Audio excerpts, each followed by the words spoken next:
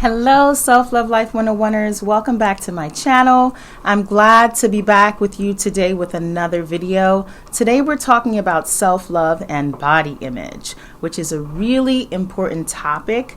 The world that we live in now, the body and representations of the body are all over the media. People are talking about things like body positivity.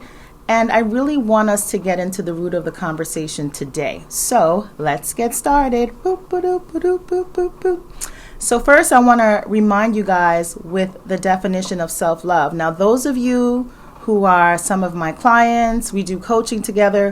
One of the very first things I do when we have a session is I ask you, what is your personal definition of self-love? And the reason why I do this is because there is this belief that everybody knows what self-love is, that everybody has an idea of what it is. But let me tell you what it is according to psychology. Self-love essentially refers to something called mental hygiene.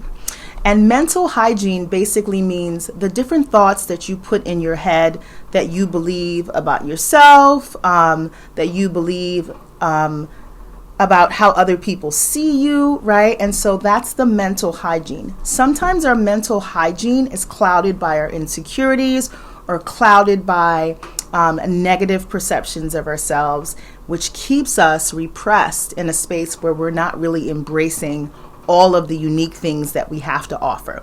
So that's the first thing, understanding that self-love is really about mental hygiene. And so that definition is going to be different for everyone. For example, some clients, I ask them, what do you think self-love means? And they say, I think it means loving yourself or taking care of yourself. Yes, that is a very basic definition and understanding of self-love. The much more nuanced concept of self-love is the thoughts we choose to put into our head, what we choose to believe about ourselves, the things we believe we are able to do based on our race, our class, our gender, our current career paths, right?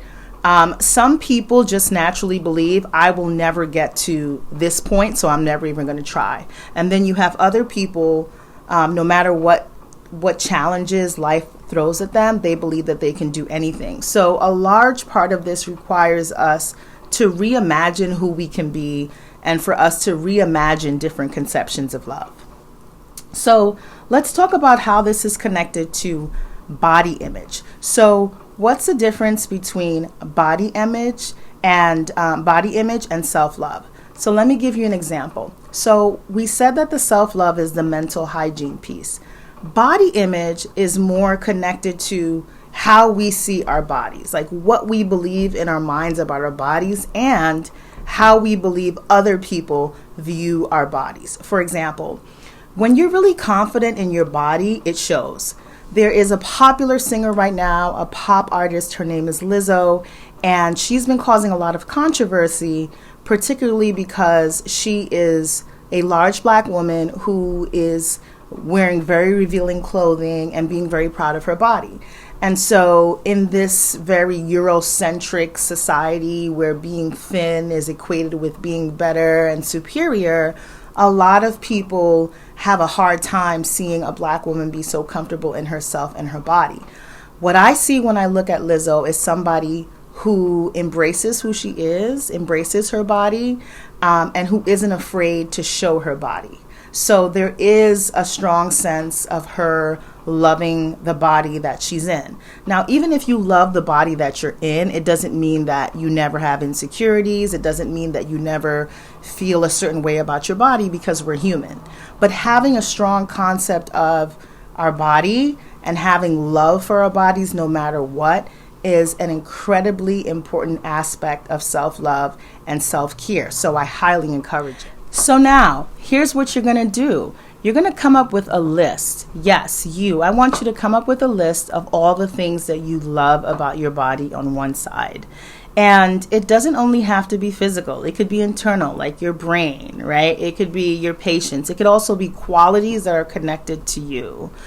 So some physical and some internal. I want you to make that list. And then I also want you to create another list of some things that you would like to improve about your body. So maybe it's your eating habits. Maybe you want to improve the way that you eat. Maybe you want to be more active, live a more active life.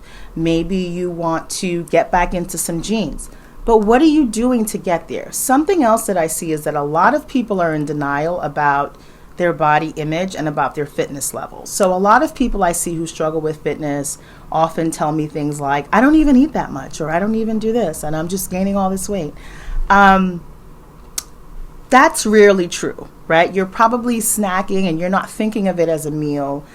So like a lot of people who share those things with me are always snacking on something, but because they don't see it as a meal, they don't see it as eating all day, right? But if you are not eating, like let's say sitting down to have breakfast, lunch, and dinner, but you're eating a bag of chips, you're eating some nuts, you're having a piece of candy, and by the end of the day, you've consumed like 5 or 6 snacks, you may have consumed already 2,000 calories, right? And you don't even know it. And then on top of that, then you have a meal thinking, well, now it's my meal, when you've been having meals all day.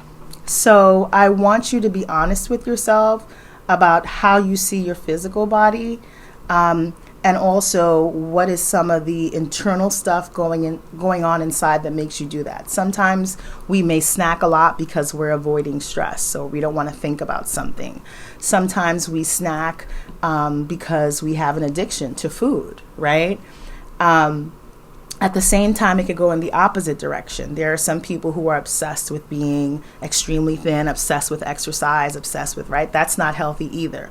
The whole point is you want to find a happy medium that connects your self-love, putting positive thoughts into your body, telling yourself, I can do this, telling yourself that your health and wellness is important. You're coupling with that with also saying, how do I see my body and why?